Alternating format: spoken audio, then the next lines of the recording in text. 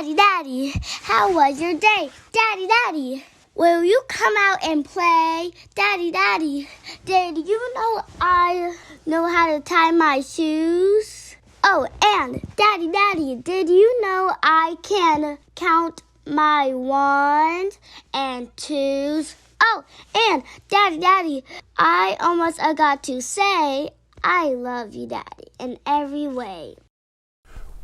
Welcome to We Are Fathers. I am your host, Eric Green, and We Are is a series designed to showcase what makes us unique.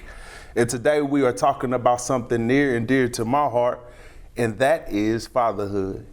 And as you look to the right of me, you look to the left of me, we have fathers here today that work at UNT. So I'm excited about this conversation, fellas. How y'all feel? I'm excited. You good? You good?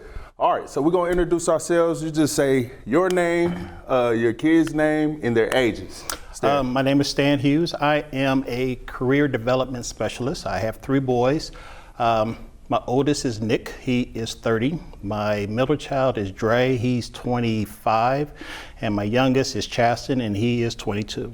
Oh man, you got it. Well, my name is Eric Green, and I have one, and that is Easton Green. You got a big family, brother. You do. I love that, though. Congratulations, y'all. Yeah. Thank you. I'm Justin Smith. I'm an academic advisor here at the Mayborn School of Journalism. I am a girl dad. I have one daughter that's 3 years old. Her name is Unlearning Smith, and I have a 6-month-old, and that's Nala Ari Smith. My name's Jeremy Ray. I work in the Career Center. I'm an internship specialist. I have one and only daughter. Her name's Olivia Bastion, so that way I'm making it clear because she's going to want this. Give me a shout out to her. Yeah. So, yeah, she's amazing. Mm-hmm. And that's why I'm excited about this conversation that I'm having with you guys. First, I do want to acknowledge that it's diverse.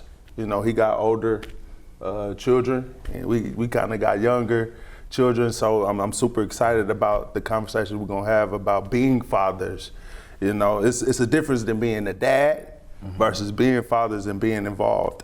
So when I bring fatherhood up, that word, you know, what comes to mind? Just one word that comes to mind, and no particular order, just what comes to mind when I think about fatherhood to you, what it means to you.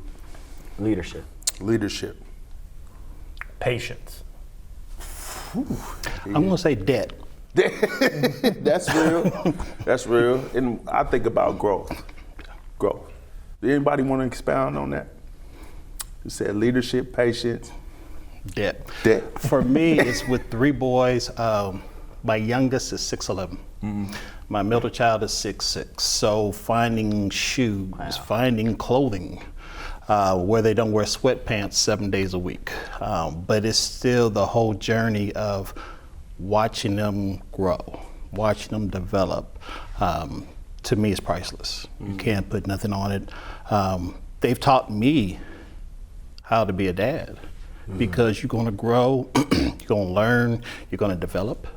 And that's the best part, because you start here and you end up over here. And that to me is just being a father. Yeah.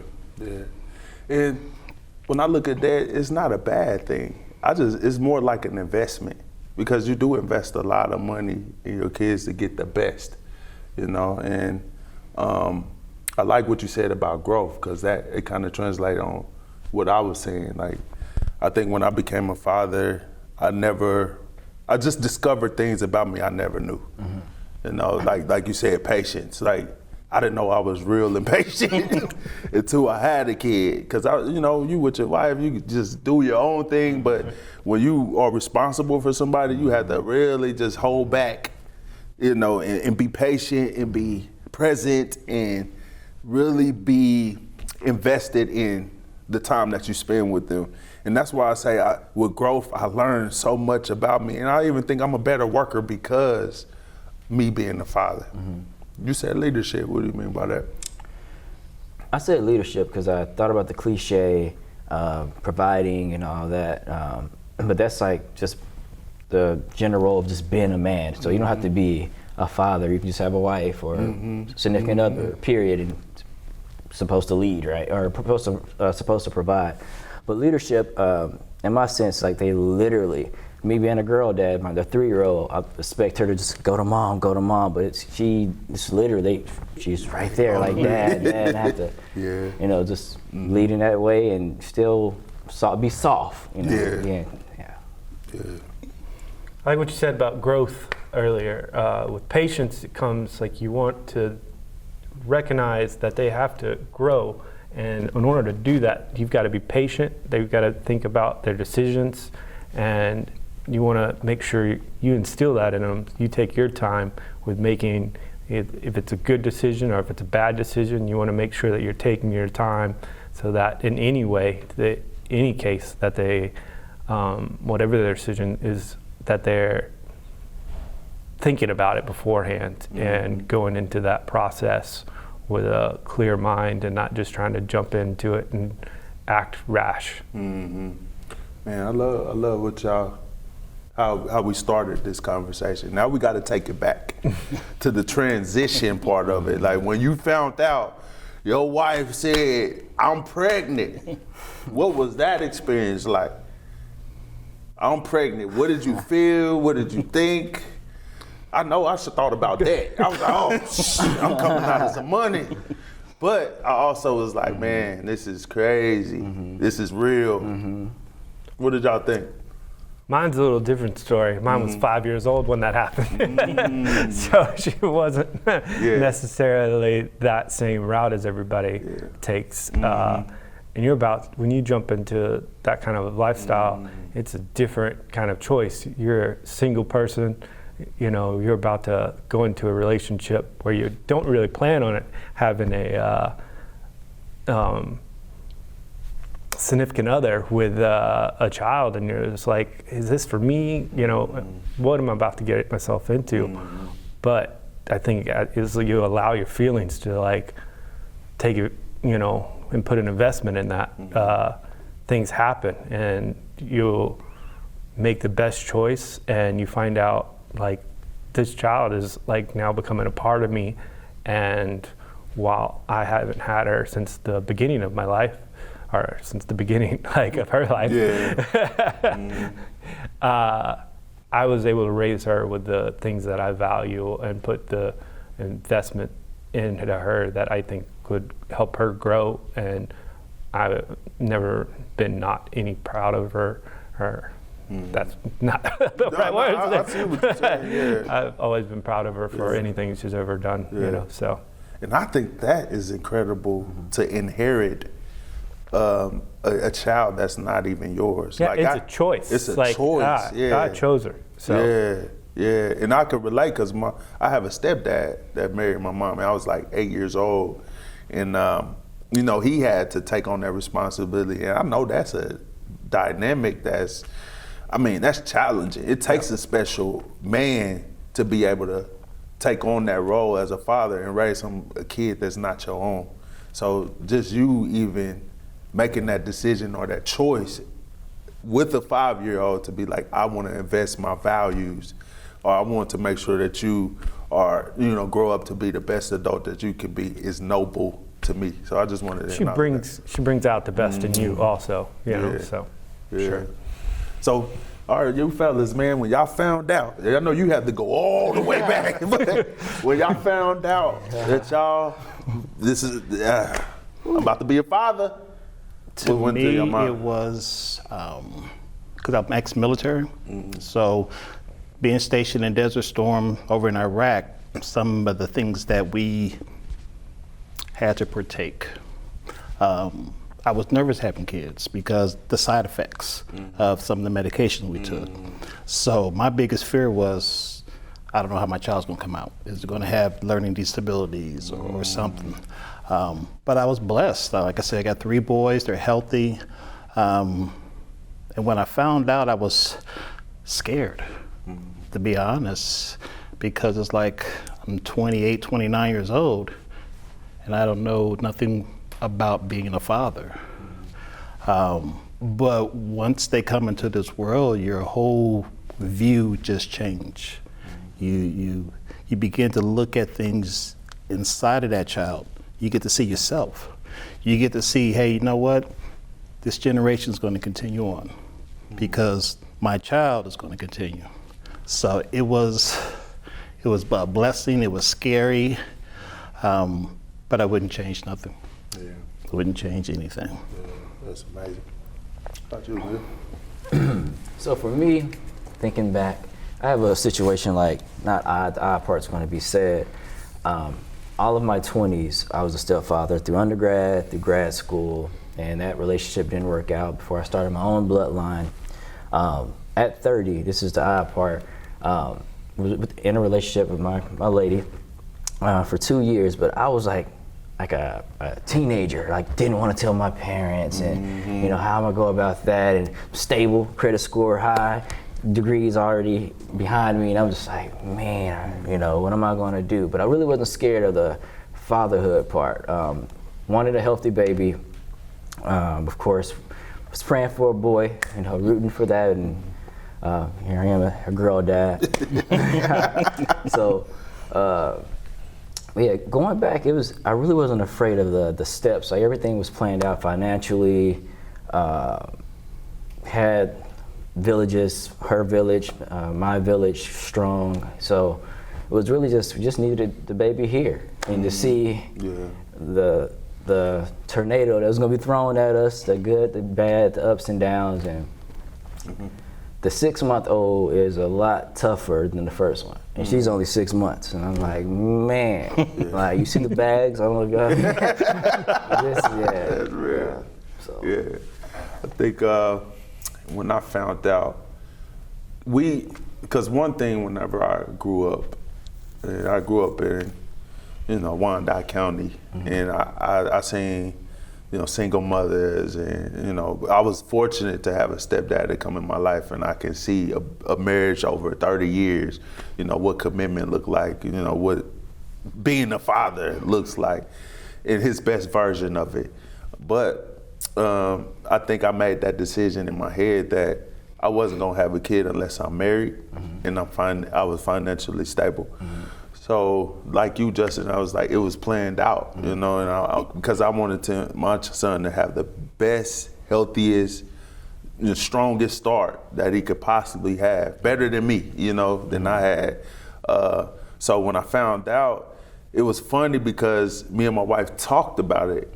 We was like, we're gonna do it once we get the house, but me trying to save money, I said, nah, let's not be house broke. Let's get the house together first before we start having kids. And then she was like, okay, that makes sense. But soon as we made that decision, the next week she told me she was pregnant.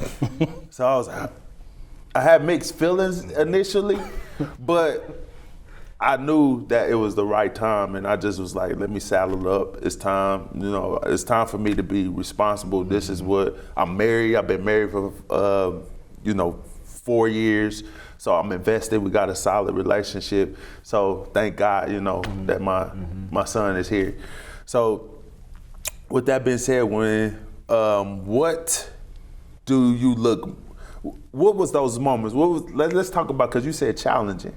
Let's talk about some high moments with your kids, and then those challenging moments with your kids. But we can start with the high moments. What were some high moments that y'all had with your kids? Alani Smith, that just ended. She was student of the year. That's what's up. I don't know who to credit that. I feel like she got her intelligence from me, but then her mom graduated honors and all this all these honor cords on. So she's coming from a good stock. The 6-month-old is just, I can't get past crying. Yeah, I mean, of course, and they're like, babies, they're gonna be babies, but no. Yeah. The first one was not like, you don't want to compare. You do not want to compare. Yeah. There's a sense of independence that Alani had that Nala does not have, and she has the loudest vocals. Adele, Whitney Houston, Beyonce, Christina Aguilera, I promise you, I guarantee you, you do not want to be around her. If she starts screaming, crying, talking, you hear her thoughts, and she's only 6. I have a video of her saying daddy for the first time yesterday, and she's only 6 months. She got her 6-month shots yesterday. But that's the challenging part with Nala. and just being there, just hear coo and goo goo gaga, the high moments, the low parts. With Alani, the 3-year-old is gonna be that she shuts down and can be stubborn. And I say that she gets that from her mom as well. That's real. I like the transparency. Yes. You know what I'm saying? Because it is high lows of being the father. You know, everyone trying to tell you, sleep when a baby sleep. It doesn't work like that. You have to feed them every 2 to 3 hours, change them, and they think, well, you sleep when they sleep. Yeah. It's like they don't instantly just go back to sleep like that. Yeah. It's like, and then you don't instantly you can't go back to sleep. So those nights where you used to can just read a book or go on social media and look at your clock and be like, all right, my alarm's gonna ring at 6 a.m. I have 5 hours of sleep. Nope. Yeah. Once you lay back down, she's up. Yeah. And Yeah. And that brings me back to my point of, like, we have to plan to be fathers, because it's not just an easy ride. You know what I'm saying? It's like, I get so frustrated when I see, single mothers. It's like, I wish that before they engaged in those type of activities, that there was thoughts that these things can happen, and you bring it in a whole human being that needs both parents, because it takes 2 people to make that happen. But you need both parents because of your situation. Like, you got to be involved, like the crying, but you're still there, you're still patient, you're still adding those values, you're still just plugging away. So that's just a thought I had, man. But I'm proud of you. Thank you. Bags and all. You know what I'm saying? Was any high moments, high, low? High moments, I got it written down in my journal, like the first day that my daughter said, Dad, I got it when I was young, but it meant a lot, like got day, time, hour, all that kind of written down, so it was pretty big. I didn't know the significance till like a few minutes later, I was like crying, it just totally overwhelmed me, I wasn't ready for it, and that's when I knew something bigger than I was happening. Low moments, same kind of issue, when you have to represent your values, so when she does something that you disagree with, and you try to lead her that different route. I wish you were never my dad, kind of moment came up, like I wish you never met my mom, kind of stuff like that. You just got to have that patience to sort of take that moment in, realize it for what it is, and then step away, and then identify what the problem is later, and then rectify it. Yeah. So. I love that, man. Wow. Yeah. I have a whole bunch of everything. The highs was probably prom. Being able to help with the tie, being able to make sure the socks match the shoes, just watching them smile, watching them grow, watching them become men, because prom is senior year. So that was probably my high for all 3. My lows was probably when we got empty nests. Everybody started doing their own thing. You don't get those phone calls as often, or you miss the hallways of somebody arguing, or simply, Dad, can I have? Dad, I need. Dad, would you bring home? You start missing those things. So enjoy the crying. Enjoy. You're not my dad. Enjoy it, because life is so fast that before you know it, they're leaving the house. Okay, your hairline is receded. Mine's way back here. That's 3 years, 3 kids. But enjoy those moments, because without the lows, you can never appreciate the highs. So it's like I said, with 3 boys, it's just that whole development, because each child is going to differ. You're going to have one that will sit down and do their homework. You're going to have one that's going to leave their homework at school. And you're going to have one that's going to leave the homework in the car. So enjoy it, because it's fatherhood is when you are a father and a dad, that is a totally different spectrum from just being a father or just being a dad. So it's, like I said, enjoy the lows because the highs just make you smile. Yeah. So. Thank you. Thank you. Look, he poured into us, man. He got experience. I received that. But I'll start with my low, then high, because it transitioned into a question. So one of my lows is once I get off of work, I greet my son. He's like, hey, Dad. But when I don't have a lot of energy and I just feel myself just sitting there and I'm not present because I'm trying to get myself together, and he's just calling for my attention. And sometimes at night I kind of reflect and be like, man, I missed the moment, and that'd be a low for me because I don't want to miss a moment. You just never know, when you last, if we keep it real, especially what's been going on nowadays. And it's like, I want to be present at every moment that he's trying to get my attention. And sometimes when I miss those marks, that's a low for me.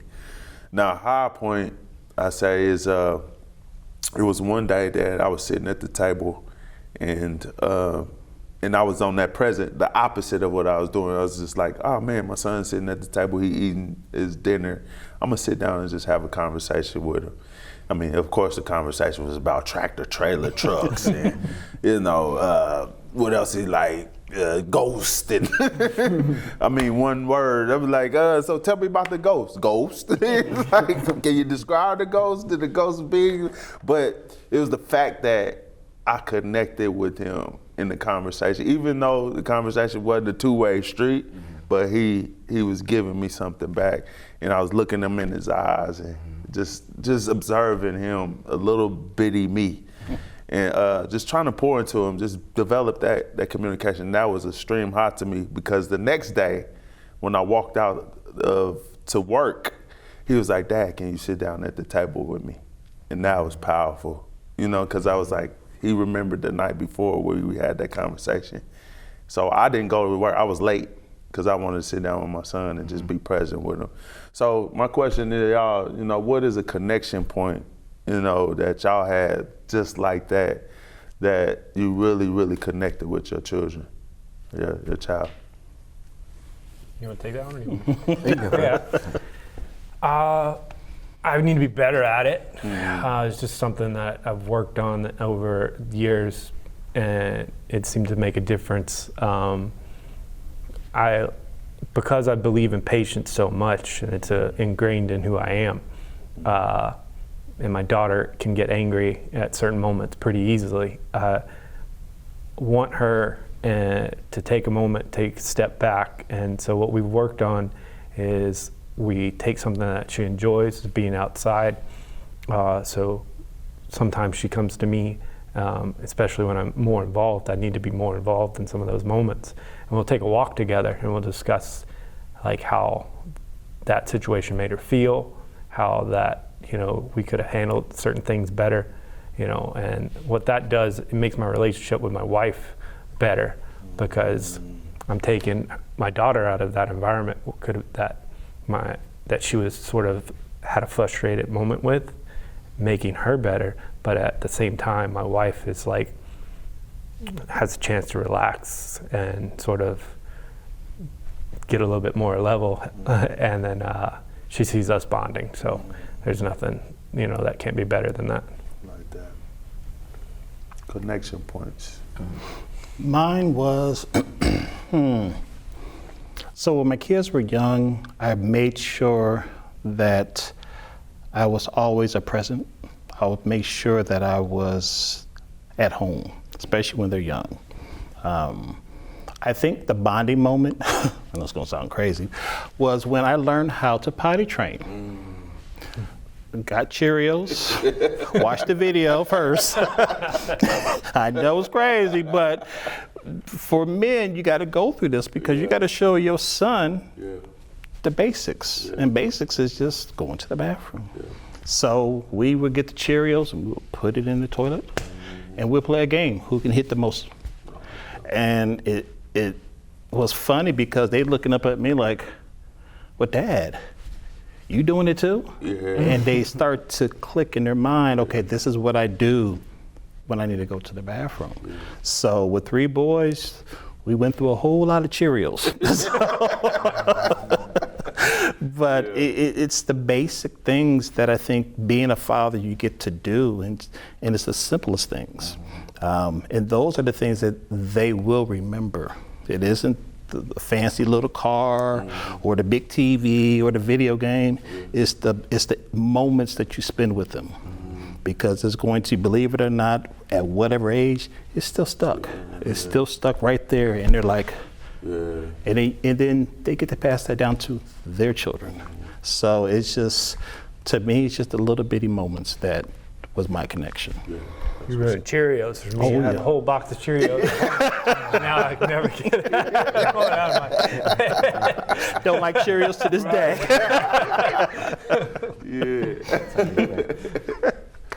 Connection point. It's kind of what all three of y'all said, a connection point. And I can see this with Unlearning, and this I'm going to speak to about Unlearning because Nala, she's just a baby, and of course. So a connection that I have with her, and I can see several schools of thoughts, I can just ramble.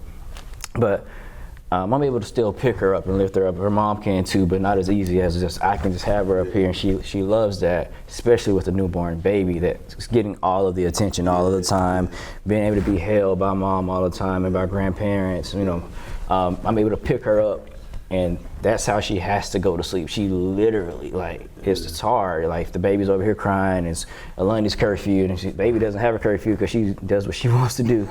But Alani, I have to literally put her on my chest, and she goes to sleep, and then ease her out of the bed. That's a bonding moment. And she's always like, "You gonna eat with me, Daddy?" And she calls me Daddy. Daddy, you gonna eat with me? And I'm like, I always sit down. I'm gonna make that time to stop and do it. When Nala allows it, or I'll try to incorporate both of them. Like, hey, I'll hold both of y'all. Nala sits here. But that's as minor as that sounds, it's the fact that I'm able to pick her up when she's tired, and Nala's in a stroller, and I'm just walking around trying to juggle all of this stuff, and she likes that I'm still picking her up when everyone else just kind of just giving attention to baby, because that's how life is. Right. Yeah. You know, ever the chubby cheek. Yeah, but that physical touch is powerful though. Because I know whenever my son, he, throws a fit or whatever, no way. I don't even know what you're saying no to. He just look at you and say no. He throws that fit, but, when you just gently just touch him, you know what I'm saying? It's like, I don't know, it's a healing property to our common mechanism, especially if it's just in love and intentionality. I like the fact that, that she connect with her father like that. But to go with something you said, like with my child, the relationship I have with her, it helps me to be better with my wife. So we hold multiple identities. Like we husband, we fathers, we workers, we gotta go to work. We all of these identities that we hold. How do you manage that? Because that's a lot at times. I mean, I know, speaking for me, that could be a lot of weight to carry, because you got to cut it off when you go home. You can't bring work home. You got to be present with your wife, because you got to balance the child relationship. So how do y'all manage multiple identities? Or do y'all have any advice? Because I'm looking for it. I think it takes a village. Yeah. I've involved the whole family. So she's got a grandmother that sort of helps tremendously when we're off at work trying to raise money to support our family. Just bought a house, so it's crucial at this point, that we're invested. But besides that, it's communication. Like without having like that communication, I don't know, I'd feel a little bit lost. I want to tell my wife how my day was. I want to come home to, telling her, I want to hear, I just feel a little bit different if I don't call her on my way home and, how was your day? Are you going through anything? Should I be prepared for something when I get home? Is my daughter going to try to kill me? Right. I want to know those things so I can be prepared and think about how I'm going to react and sort of calm my nerves and react appropriately as a father figure and as a role model. So because I don't want her to take those. If I react poorly and then there's other kids in the neighborhood that don't have fathers, and then she's going to go and act like that to them, and then they're not going to have anybody that sets in that moment if their mom's not a part of their lives or their dad. It's just, I've seen that and that dynamic, and it's heartbreaking. Yeah, that's good. I just use others for motivation, like my parents, my mom, dad, my children's mom. Like, it allows me no excuses. Like when I'm tired, I'm stressed, or I'm like, well, she's cooking, plus has Nala. I have to pick up Alani, so Alani's way easier than Nala. So I have no excuses. So, and I just think about my mom and dad. Like, they did it. It can be done. It's not the healthiest thing to just be like, you have to do it just because you have to do it. Yeah. But I know when I need to step away, and I have my village, and they're there. So I'm listening for advice as well. I'm like, I just can't make any excuses. I got to do it. I guess my scenarios look, well, not different. Single mother. My biological father, really don't know nothing about him. So when I was younger, I always said to myself that when I had children, they would never go through what I went through. When I had a family, they'll never go through what I went through. So making sure that I give them what they need, I get exhausted. I would never tell them. But the reward is that smile that they don't think you're watching. The reward is, thank you, Dad. The reward is, hey, baby, I got dinner so you ain't got to worry about cooking. The reward is the gratification that you get from seeing your children and your spouse blend into one. For me, like I said, it's just making sure that I am the example that they will need to become men. Because if you don't lead by example, then what are we doing? So it's just making that time. And you get tired. You just want I just want to watch ESPN. I just want to watch football all day. But you got to think about it. You gave that up when you became a dad. And guess what? A football game is short compared to a lifespan of your child. So just make that time. Okay. I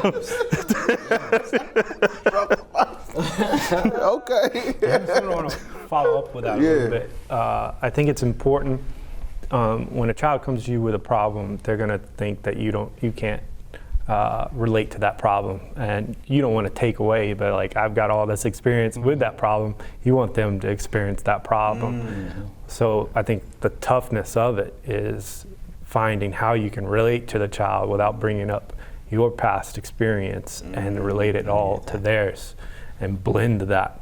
And then that makes you better as a unit, with it. You can do that in your marriage, you can do that with your child. If you can do that in a way, I think you're solid.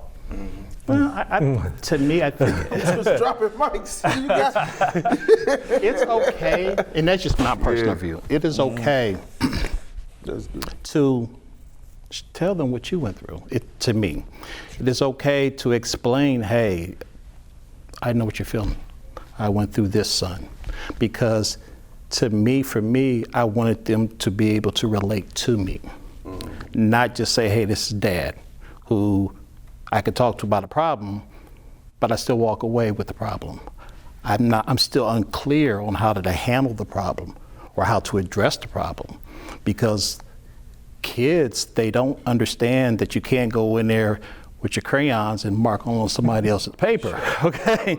And think you're not gonna get in trouble. But in the same breath, when you come home and you're talking with them, to me, I've always felt that I'd rather be honest with them and say, hey, you know what? Dad did it too. And you know what? Dad got in trouble. And explain the reasons behind the actions and what the outcomes could be. Because they're growing, as they're growing, they're relating, they're looking at you for that guidance. And sometimes just for me, just speaking with them and letting them know, hey, yeah, I did that, but you know what? Your grandmother tore me up. So that way they understand, you know what? With every action, there's an outcome. And that outcome could be negative or positive, but you got to remember that action first. So that's how I did it at my house. And like I said, everybody's home will vary. Is there one magic plan? No. It's like I said, we don't have a manual. How to be Dad's 101 dummy guide. We don't have that. We have to make mistakes. And from those mistakes, we got to correct them. Because the next year, you're going to make another mistake because that child's going to be a year older. And you're steadily correcting, making sure that you give them that nourishment, that feeding, but also you're developing, you're growing yourself.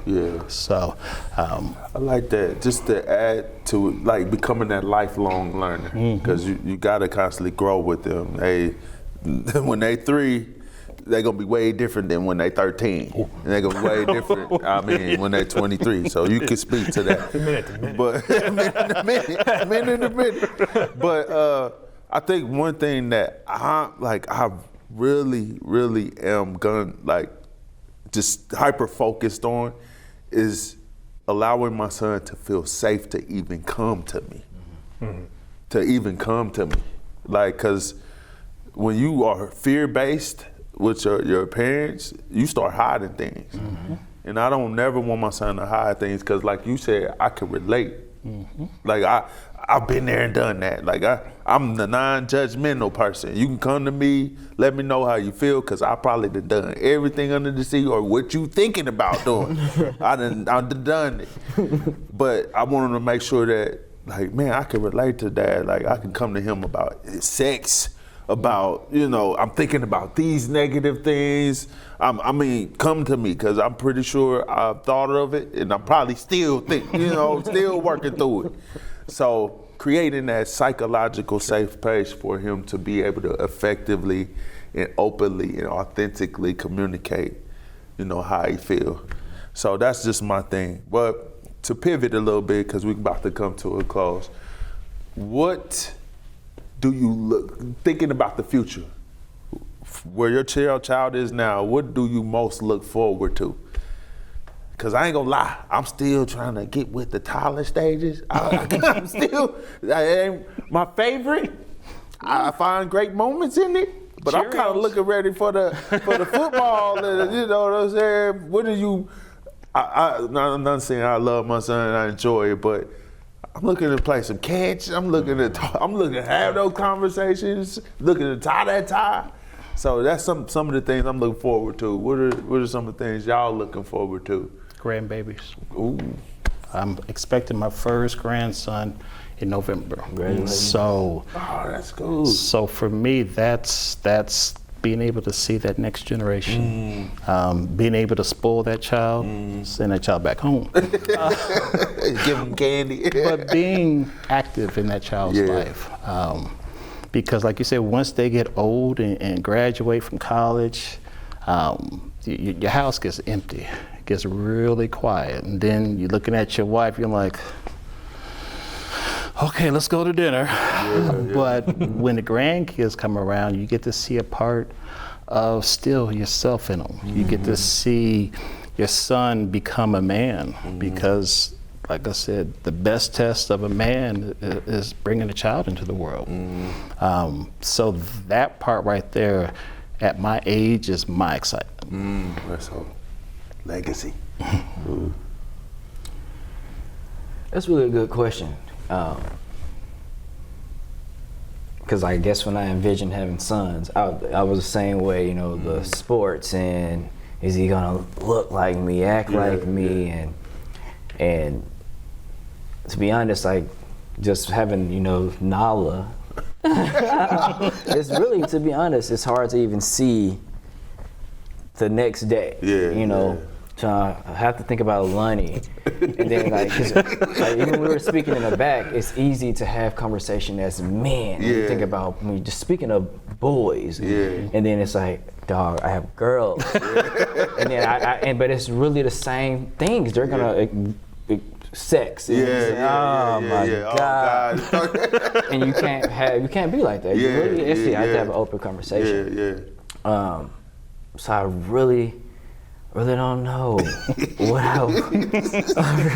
having I just want them to have their own experiences, like you said. Know that dad is always going to be there, and she's hollering she wants to be a dinosaur. That's what Alani's saying. She was saying she wanted to be a lawyer before that.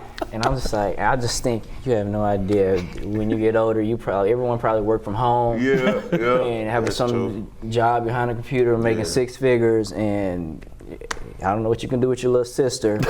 She probably want to be a boxer or something. But I literally, it's a good question I'm going to think on and just ask myself later. Yeah. Come back to it, you know. So it's day to day for me. Like that subject's a little tough for me. Back when what you were saying earlier, my wife, she was married before her husband killed himself. Yeah. So what I look for with my daughter is her to come to me with her issues. If she's having troubles and stuff like that, I want to see that, more than anything, like her to have that relationship with me. If a kid's picking her down the street, know that we can work through anything, and then I can guide her. I don't want her dating anyone right now. Right now, that's so I want our relationship to always be strong and know. So I invest in her, and we had a daughter daddy dance not too long ago, and that was one of the highs of my life. Kind of seeing that. Something I never thought I'd do. I don't like to dance. And trying to make myself look like a fool out there on the dance floor to make sure she had that one moment where she was having fun. Yeah. Man, it's good. Because you got me thinking, we always think about the future. We always thinking about, we don't know what the future going to hold. But what I look most forward to is getting home today and just seeing them, seeing them alive, having another chance. At it again, being a father and pouring into him. I think that's what I look most forward to. Is just, walking in the house, he's saying, "Hey, Dad," and I go bypass my tiredness and really be intentional about my time with him and my wife in the space that I'm in. So thank y'all, thank y'all for being vulnerable, because that's things that we have to reflect on, because we always thinking about next, so we got to get here, but we don't really take time to be present where we at. So thank y'all. But to wrap it up, I got 2 more questions. One is when your kids, what do you want your kids to say about you as a father? So if they was to get up and do a presentation, graduation presentation or whatever, what would you want your kids to say about you as a father? I've heard other things. Definitely heard some things in that. You really was to reflect. Oh God, you got tissues? To know that they know I love them, and I gave my all. I'm always give my all, and then I'm going to say this to them, that Dad raised them. At the end of the day, unlearn, because I had to suffer through this. You have to unlearn almost everything you're taught, but still apply those things, and then create your own path. And because no matter how perfect you think you are as a parent, no matter, mental health is a big thing now that, older generation, my parents didn't, it was just whoop them, but no matter how perfect you think you are raising your child, they're gonna poke holes and be like, you could have did this better or more. And as long as they know I love them, and when you have children, my grandkids, they're gonna say the same thing, no matter if you try to raise them differently or better or whatever the case may be. Know that I'll always be there for them. Yeah. They know that they're loved. I listen to them. They're forever gonna be my babies. I'm forever, as long as I'm living, I'm gonna be there for them. Yeah. I'm gonna get on their nerves. I'm gonna make them laugh. I'm gonna be goofy, and Nala, don't don't watch this one. I always have my own. No. It's another good question. Yeah. Know that they were loved. Yeah. Oh, good. I don't need my daughter to say anything. I want to reflect every day on the day I have. Ideally, I'm getting a hug, and she's giving me a kiss goodnight, and then saying I love you. And if I get nothing but that the rest of my life, I'm good. Yeah. And that's pretty much me. With my boys, every day I tell them I love them. I'll send a text, love you. I'll send a text to my wife, love you. And I don't need a reminder because every time I get up, they're here. So for me, just saying that's my dad, that's all I need to hear. Because everything else is, like you said, doesn't need to be said. It doesn't need to be said because when you hear dad, your chest pops out. Okay, when you hear father, your chest kind of like, who's the father? But when you hear dad, all of us, chest kind of pops out there a little bit because that's a rite of passage. So, like I said, just hearing dad, I'm good. Yeah. I'm good. Yeah. And I think we all would just be proud of them, just like, cause I said graduation, cause that's a sense of accomplishment. They went through a journey, they did something, just us being there and being present and seeing them walk down there and get their diploma. The rest is icing. That's it. Yeah. Yeah.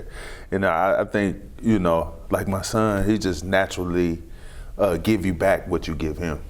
It's like, I love you, Dad. He just be random with it too, because I always tell him I love him, kiss him on his forehead. When he's sick, I take care of him, and then I'm like, I'm sick. He'll go, put his hand. He was like, apple. He be trying to feed me stuff. Like, so this is medicine, right? Okay. But they give you what you give back to them. So I'm pretty sure when they stand up on that podium, they gonna say something about you guys, regardless if y'all not looking for it. Because as fathers, we just want them to graduate. We all did it, but I'm pretty sure they gonna say something about y'all that's gonna make your chest, make you get some tears, make you just soft a little bit. But we end off with this question: what if we reversed it? What would you say about your kids?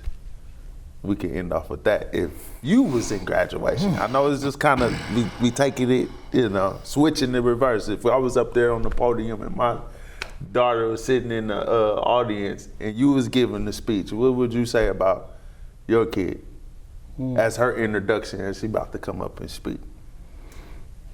I unfortunately lost my son, my middle son, about 3 years ago. So I had to say that speech. And it was the hardest speech I've ever had to give because he's laying 4 feet away with so much talent and a promise taken away because of ignorance. Not drug related, not gang related, home invasion. So for me it's still hard because you never want to say those words and that'll be it.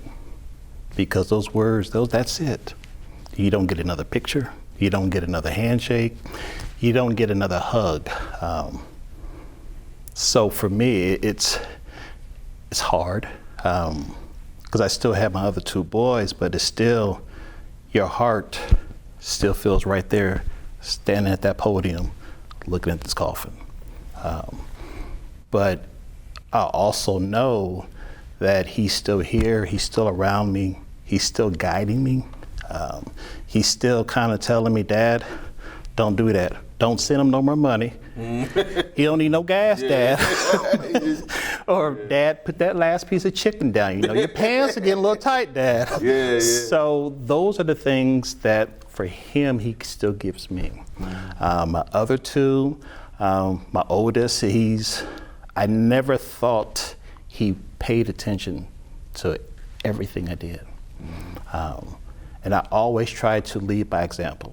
So having children, I did it in reverse. I wasn't married, but I still stepped up.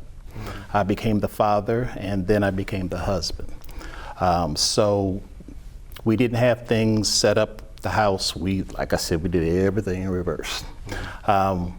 But I wouldn't change it. I wouldn't change any of it. So for my other two, like I said, my youngest one, he is the maverick. Talking about your daughter? I got a son, 6'11", same way. It's like, can't you? So for me, it's just telling them, don't quit. Don't give up. If your heart is in it, go for it. Because only thing that will ever stop you from achieving is you. As long as you believe it and you dream it, why can't you have it? So those be the things I would tell them to.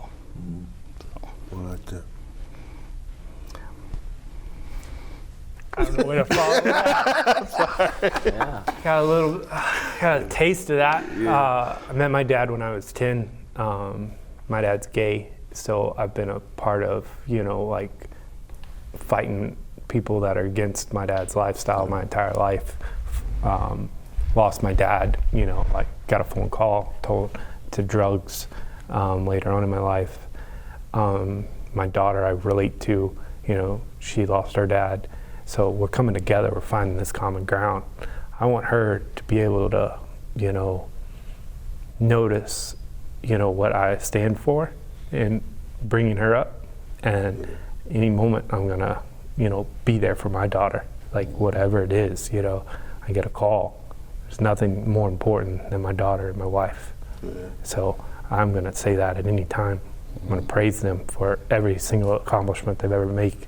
And so no matter little or how small, I'm gonna make that into a big deal. Yeah, man. That's really to piggyback off both of what y'all said. I would apply that on that podium up there and let them know that I'm always going to be here. I'll never judge them. So whatever decisions they make, whatever mistakes, whatever accomplishments, I'm going to be there in their corner. You have your village, utilize it. That's pretty much it. Like you guys are saying exactly what I would say on that podium. Yeah. And what I say on the podium is I appreciate you guys, for stepping up for your family.